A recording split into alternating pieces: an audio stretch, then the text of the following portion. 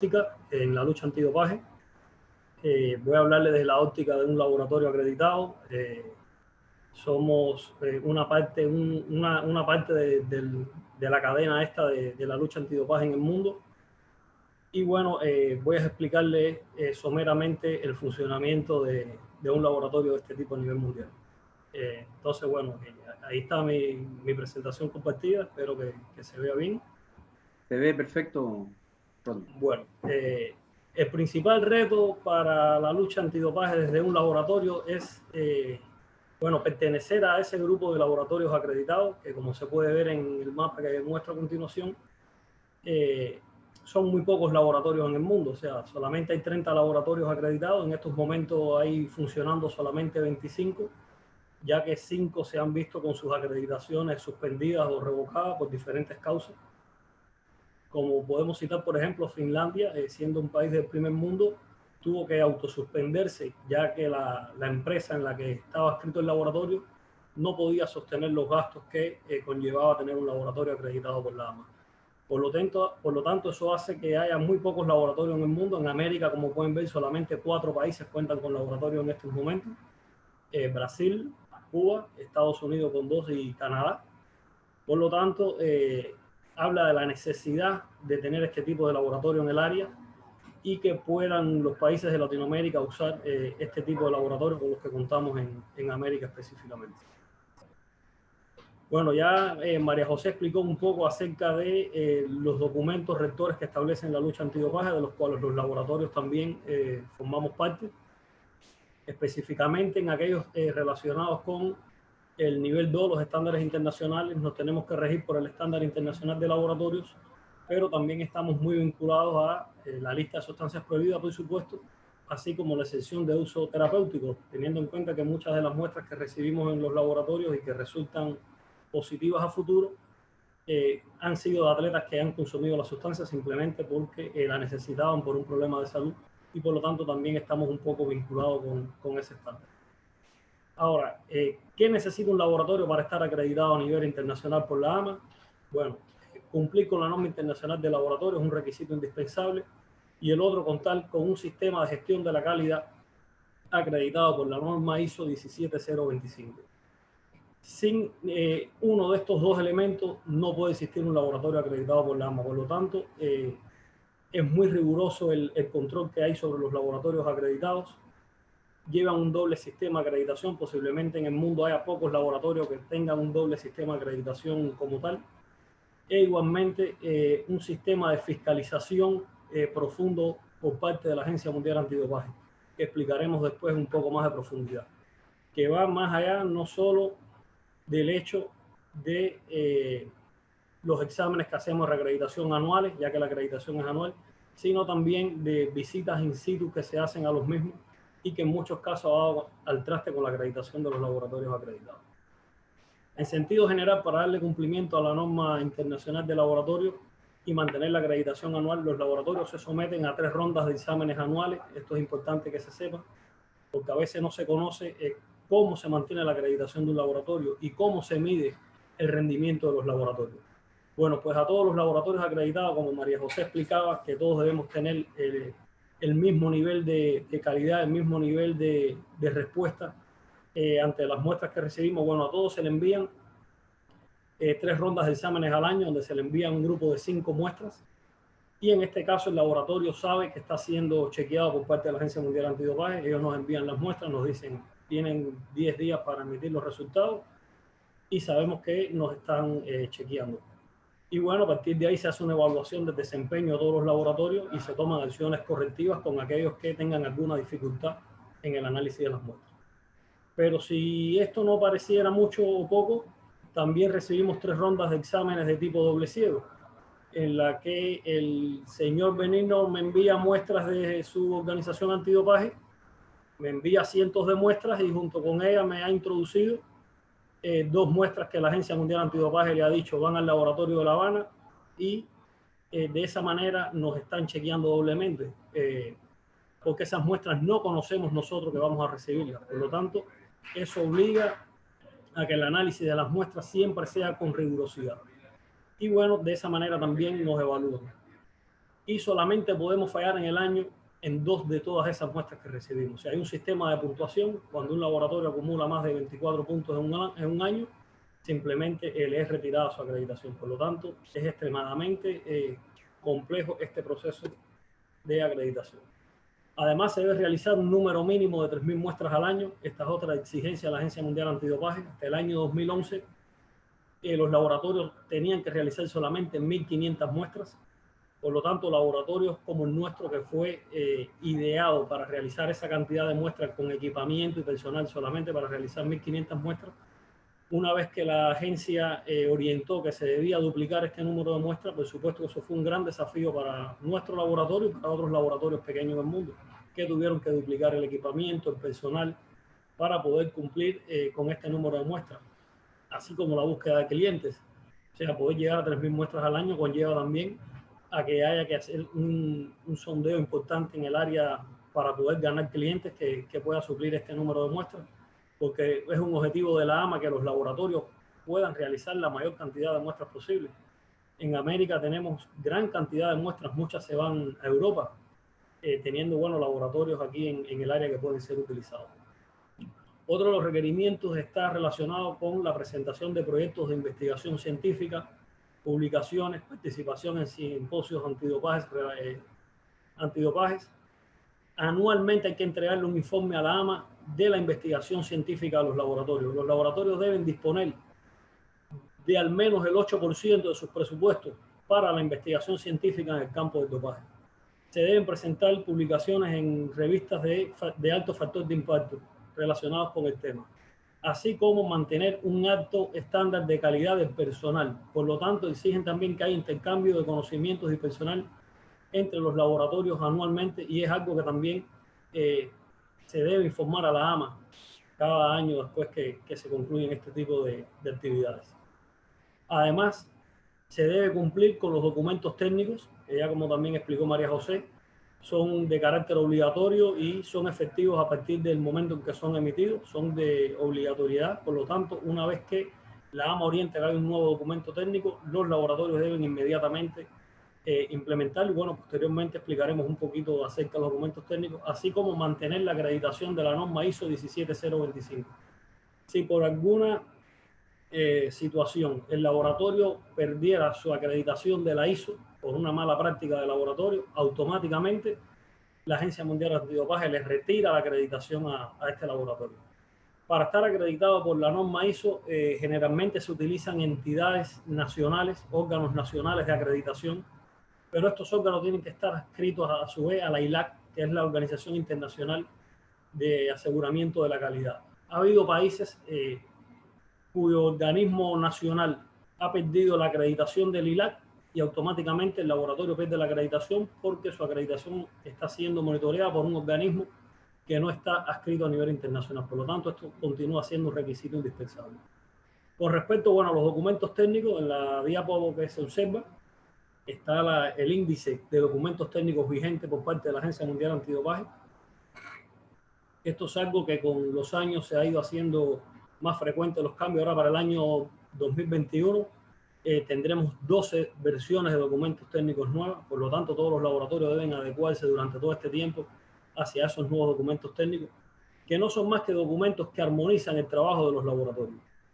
Normalmente cada laboratorio determina la sustancia que está en la lista de sustancias prohibidas de la manera que considere, con la instrumentación que tenga a su disposición, pero con el tiempo la Agencia Mundial Antidopaje ha exigido que todos lo hagan de una manera similar, de una manera equitativa, y por lo tanto ha establecido estos documentos técnicos que establecen las pautas para la realización de los análisis y no se puede desviar uno de lo que está descrito en esos documentos, porque la desviación de uno de estos documentos simplemente conlleva la invalidación del resultado y bueno, puede tener consecuencias nefastas para el laboratorio, como puede ser conllevar a la pérdida de la acreditación del mismo. Otro de los desafíos con los que nos enfrentamos los laboratorios es la lista de sustancias prohibidas.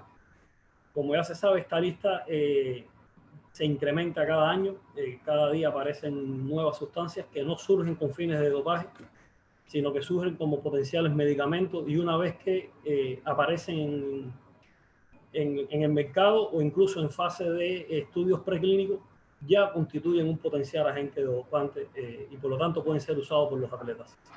Como ustedes saben, se divide la lista en sustancias prohibidas todo el tiempo, tanto dentro como fuera de competencia, aquellas que solamente se prohíben en competición y sustancias prohibidas en algunos deportes.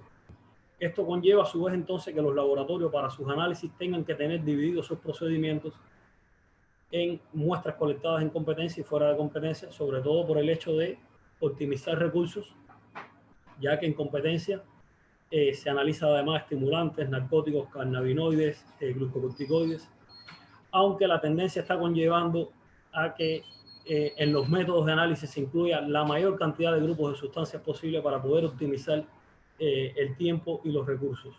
De hecho, muchos plantean que exista una lista única, no solo con deportes en competencia o fuera de competencia, teniendo en cuenta que parte de la lucha de antidopaje no es solo la trampa, sino velar por la salud de los atletas. Y por lo tanto, si un atleta durante el entrenamiento consume por algún motivo sustancias de las que están prohibidas en competencia, está sufriendo el mismo daño a la salud que si estuviera usando en la competencia. Por lo tanto, hay personas que abogan por una lista única y de esta manera, bueno, también poder llevar a cabo el monitoreo con los mismos métodos de todo este tipo de sustancias. Como le decía, la lista sufre un constante incremento de sustancias cada año. Hay más de 400 sustancias en la lista y van apareciendo cada día más nombres de compuestos que resultan raros a los que empezamos en este campo hace más de 10 años.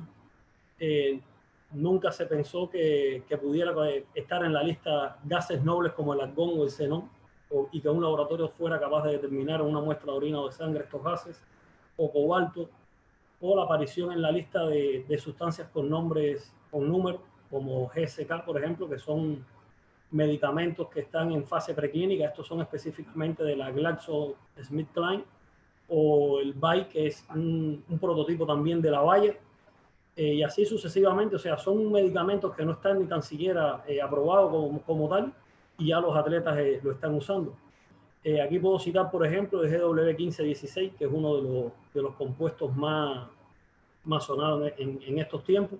Es un medicamento que fue suspendido de los estudios clínicos porque producía cáncer, y sin embargo los atletas lo siguen usando. O sea, recientemente, si se revisan las estadísticas de la UADA, se ve que es un compuesto que lo utilizan todavía los atletas, aun cuando es capaz de producir cáncer. Todo este incremento en la lista de sustancias prohibidas, de nuevas sustancias tan dinámicas, tan diversas, ha conllevado que haya que tener una mayor especialización en el personal de los laboratorios, o sea, tener equipos multidisciplinarios cada día más. Antes, con licenciados en química, farmacéuticos, usted podía lidiar con un laboratorio, ya es imposible. Ya hay que incluir médicos, hay que incluir bioquímicos, biólogos. Después veremos más adelante por qué todo esto va cambiando, y cada día son más multidisciplinarios los equipos de los equipos de personal de los laboratorios.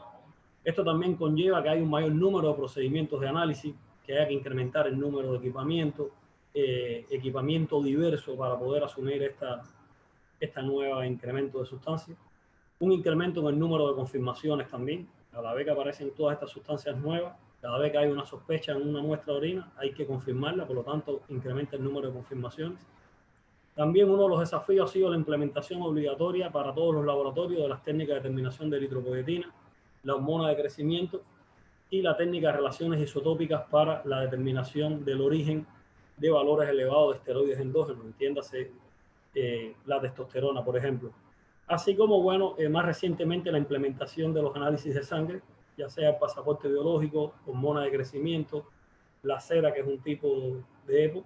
Y bueno, como veremos un poco más adelante, ya explicó también el doctor Roberto, el tema relacionado con los análisis de gota de sangre seca. Pues bueno, este incremento, a grosso modo, podemos decir que lo que en un tiempo no más allá de hace 10 años, que lo que era determinar simplemente EPO, por ejemplo, eritropoyetina, se ha convertido en determinar eritropoyetina, cera, feginesatide, EPO-FC, otros compuestos como CNTO 530. O sea que va ido incrementando la gama de agentes estimulantes de la eritropoiesis. Los esteroides igualmente, de la detección de esteroides exógenos conocidos, muy utilizados por los atletas, se pasó a esteroides de diseño, incluso que eran invisibles a los ojos de los científicos, como por ejemplo la tetrahidroestrinona, que fue una sustancia muy utilizada en las grandes ligas de los Estados Unidos. Se recordarán del caso de Barry Bonds. Era una sustancia que cuando era analizada en los laboratorios antidoping, la misma se destruía durante su proceso de análisis, y fue preciso un conocimiento mucho más profundo para poder llegar a la determinación de esta sustancia. Metabolitos de larga excreción. Esto ha conllevado al reanálisis y la conservación previa por 10 años de las muestras de Juegos Olímpicos, el reanálisis de las muestras de Beijing 2008 y Londres 2008 y Londres 2012, perdón, arrojaron más de 100 casos positivos después que se pudo determinar mediante investigaciones científicas que habían metabolitos que duraban mucho más en el tiempo que los que se estaban analizando, no se conocían. Los atletas paraban de doparse 2-3 meses previos a los Juegos Olímpicos y sus muestras llegaban a los Juegos relativamente limpias, porque no se conocía que habían metabolitos que podrían durar mucho tiempo. Y a partir del año 2015-2016, estos estudios permitió determinar la presencia de los mismos, y por lo tanto muestras que habían dado negativas pudieran ser positivas también posteriormente. Uno de los participantes preguntaba acerca de los límites de sensibilidad. Bueno, este es otro tema importante. Con el incremento, con el paso del tiempo, el equipamiento tiene mucha mayor sensibilidad, y esto ha permitido también que muestras que 10 años anteriores no podíamos determinar esta sustancia, ya en la actualidad puedan ser determinadas.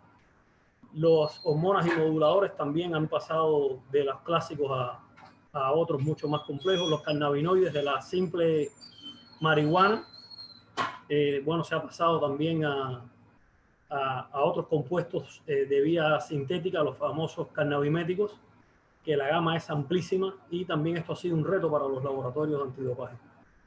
Los procedimientos también han cambiado. En la medida que han aparecido todas estas nuevas sustancias, ha habido que cambiar los procedimientos de detección de la misma. Así, la determinación de eritropoietina pasó de un simple isoelectroenfoque a técnicas de inmunopurificación, a técnicas de SDC-PACE o SAR-PACE.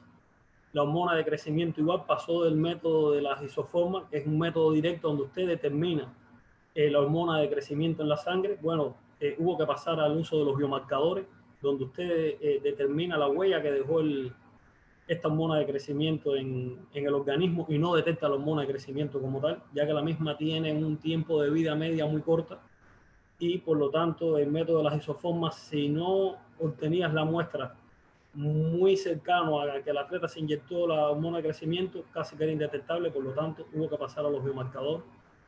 Y bueno, así como ya les expliqué también el tema de los esteroides de diseño, y bueno, más recientemente la implementación del pasaporte biológico de atleta con su perfil esteroidal, que ya también es un avance más en la lucha antidopaje, y ha sido un reto importante para los laboratorios antidopaje, y después explicaremos también por qué.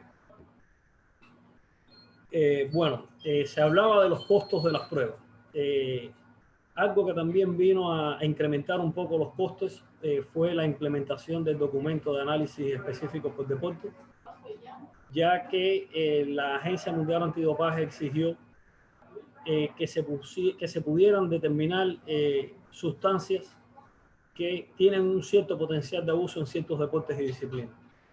Esto conllevó a que una muestra que colectada fuera de competencia o en competencia, cuyo costo pudiera estar entre 120 y 200 dólares, se hubiera incrementado hasta 500, 600 dólares por muestra a los análisis, teniendo en cuenta que además de los menús en competencia fuera de competencia, habría que determinarle factores de liberación de hormona de crecimiento, eritropoietina y análisis de hormona de crecimiento. Por lo tanto, solamente en análisis un control puede llevar a un costo de 500, 600 dólares, y todavía no hemos contado lo que cobra el oficial de control antidopaje, los frascos donde se colectan las muestras, los envíos a los laboratorios acreditados. Por lo tanto, un control antidopaje pudiera llegar incluso hasta los $1000. Por lo tanto, como explicaba María, es un problema complejo para América, la lucha antidopaje desde el punto de vista financiero, porque realmente cada día se hace más costoso la lucha antidopaje. Aquí pongo a modo de ejemplo la lista que trae el documento técnico de análisis específico por deporte, donde, por ejemplo, se puede ver que el atletismo, si usted colecta 10 muestras de larga distancia, bueno, además de pagar por los análisis de full menú de las 10 muestras, debe pagar por 6 muestras para determinación de EPO, por 5 para hormona de crecimiento y por 5 análisis de factores de liberación de hormona de crecimiento. Por lo tanto, esto reafirma lo que dije anteriormente de los costos elevados. Otro gran desafío, bueno, ha sido la implementación del pasaporte biológico de atletas para los laboratorios. Como ya explicó Roberto, bueno, existe el módulo hematológico donde se evalúan 11 parámetros sanguíneos de muestras de atletas. Existe el módulo esteroidal donde se evalúan 7 parámetros del perfil esteroidal de los atletas, y está en implementación el módulo endocrino para también poder determinar el abuso de otras sustancias que después veremos. Incluso se habla ya de un módulo de rendimiento deportivo, teniendo en cuenta que, por ejemplo, si un atleta hace 100 metros siempre entre 10.5 y 9.98 y de pronto hace 9.86, bueno, su pasaporte biológico de rendimiento se altera y hace sospechar que haya habido un consumo de sustancias prohibidas, por lo tanto redirigir los controles hacia ese atleta. El objetivo del pasaporte biológico no es más que monitorear variables biológicas en el tiempo y, bueno, poder determinar si hubo abuso de sustancias prohibidas o no, aún sin detectar la propia sustancia en cuestión, teniendo en cuenta que el uso de sustancias prohibidas deja una huella en el organismo que perdura mucho más allá que la misma sustancia que se ha consumido. En el caso, bueno, del módulo hematológico, el objetivo es detectar el uso de agentes estimulantes de la eritropoiesis, así como cualquier transfusión sanguínea que pueda haber usado el atleta. En el caso del módulo esteroidal, igual detectar formas de dopaje con agentes anabolizantes de manera directa o indirecta. O sea, usted no detecta el esteroide anabólico como tal, pero este deja huellas en su perfil esteroidal que pueden ser detectadas y conllevar o a una realización de una prueba de relaciones isotópicas para determinar el origen de un valor elevado de testosterona, o redirigir los controles hacia ese atleta. Y bueno, el caso del módulo endocrino, detectar dopaje con factores de crecimiento, entiéndase hormona de crecimiento, factores de tipo insulínico, y bueno, también están en estos momentos bajo estudios. Algo de lo que pareciera ciencia ficción también y apareció en la lista de sustancias prohibidas hace algunos años, pero constituye un reto todavía para los laboratorios, el dopaje genético. El dopaje genético no es más que el uso no terapéutico de la terapia génica para mejorar el rendimiento deportivo. Y bueno, ya están identificados más de 200 genes relacionados con el rendimiento deportivo que pueden potencialmente ser usados para este fin. Los primeros pasos se empezaron a dar en la detección de estas sustancias por el laboratorio de Australia, y ya en los Juegos Olímpicos de Río 2016 se trató de tener implementados métodos para determinar algunos de estos genes que pudieran ser introducidos en los atletas para mejorar el rendimiento, pero no fue posible en Río 2016, dado que no dio tiempo a terminar el montaje del método, la validación. Había un laboratorio de biología molecular ahí listo para eso, pero lastimosamente no pudo ser. Pero sí se espera que para los Juegos Olímpicos ahora de Tokio 2020 ya esté listo el método para determinar algunos de estos genes. Por lo tanto, pudiéramos estar en presencia quizás de los primeros casos de dopaje genético en el mundo en los Juegos Olímpicos de Río. Hay que esperar a ver cuál es la proyección, pero ya está identificado mucho de las sustancias que pueden ser utilizadas por los atletas. Ahí, bueno, pongo algunos ejemplos como el Repuxillen, que se utiliza para el tratamiento de anemia, y los atletas pueden introducir este gen en su organismo para producir una producción elevada de eritropoyetina y por lo menos aumentar la producción de glóbulos rojos y el transporte de oxígeno. También el factor de crecimiento vascular endotelial, que lo que hace es que haya un crecimiento, una difusión de la ramificación vascular y con esto una mayor oxigenación del tejido.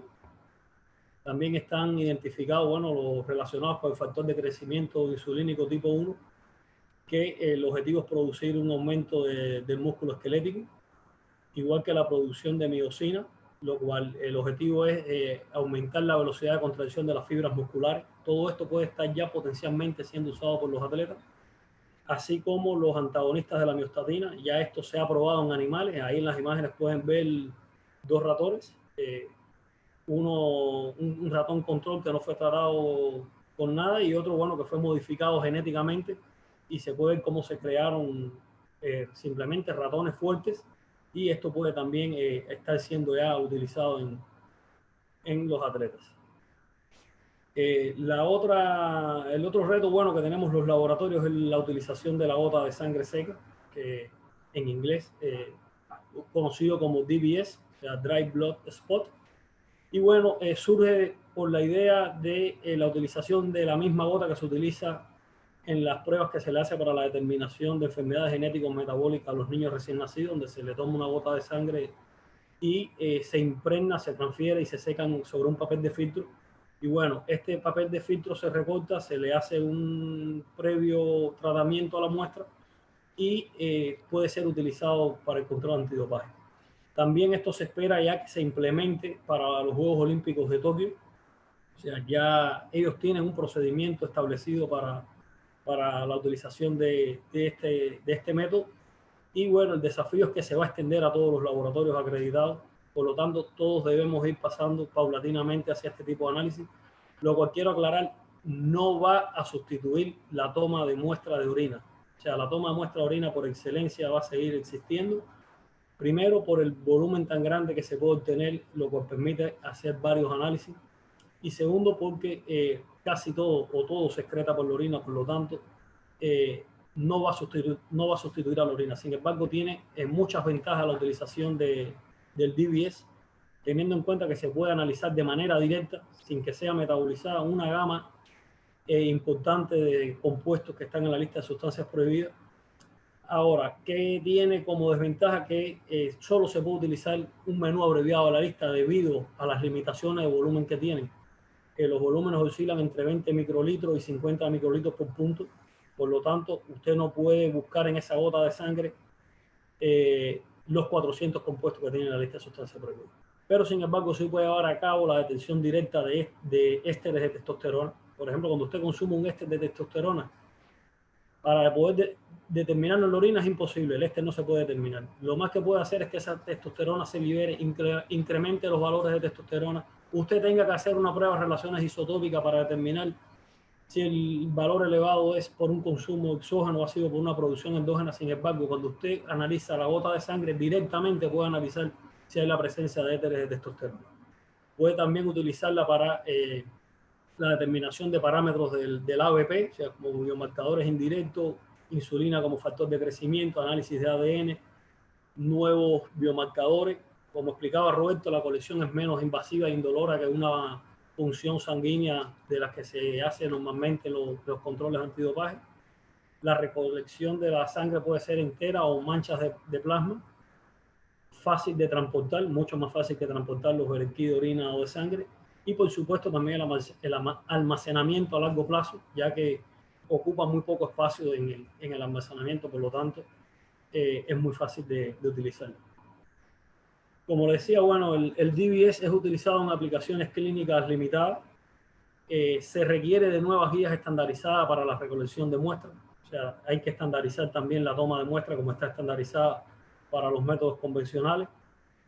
Los métodos de análisis que tienen los laboratorios deben adaptarse a esta nueva toma de muestras y, bueno, desarrollarse y validarse nuevos métodos de análisis, así como el equipamiento y los procedimientos de recolección, los métodos de transporte y análisis deben ser armonizados y estandarizados para todas las organizaciones antidopaje. Entonces, bueno, ya por último, ¿qué nos depara el año 2021? Bueno, la implementación de un nuevo Código Mundial Antidopaje y una nueva norma ISO 17025 para los laboratorios conlleva también a que haya que implementar una nueva versión de la norma internacional de laboratorios para el año 2021. Una norma que aumenta la rigurosidad para la acreditación de los laboratorios.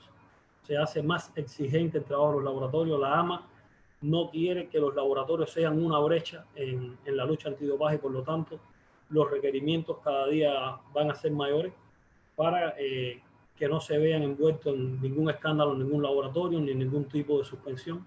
A grosso modo, esta nueva norma